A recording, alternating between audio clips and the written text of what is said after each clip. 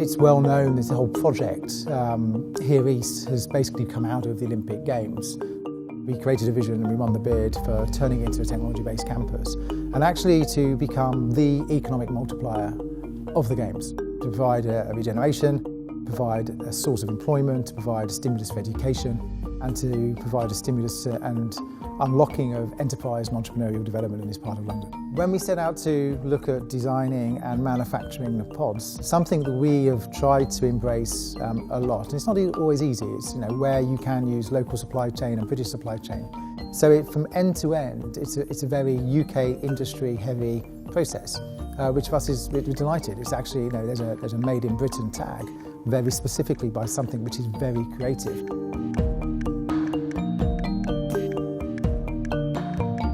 Hawkins Brown are architects and designers. We're based in London.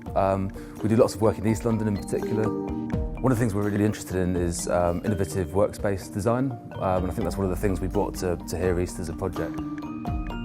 We always thought about the pods almost as these kind of colourful nodes or like electrical resistors within the network of spaces around the building. The pods were kind of seen as these meeting spaces for more formal meetings, but actually we think that they're very, very versatile and we'd like to see that versatility come out.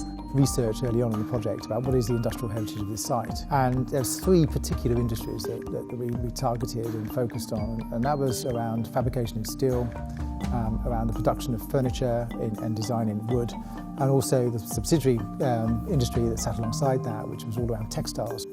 So we developed the steel mill, the timber yard and the fabric factory. We started developing the designs through a series of physical models, examining how each pod would be experienced from inside and outside the building. So physical models helped. We also looked at sort of digital images and digital models. We wanted each pod to be unique, so we sort of worked with the material properties for the atrium and thought about how they'd be put together and how they'd be clad. And then at the same time, ES Global were developing a construction model which went into much more detail about exactly how they'd be fabricated and constructed. We would have a meeting with those guys, come up with the ideas. I would then go and work the ideas through with the software.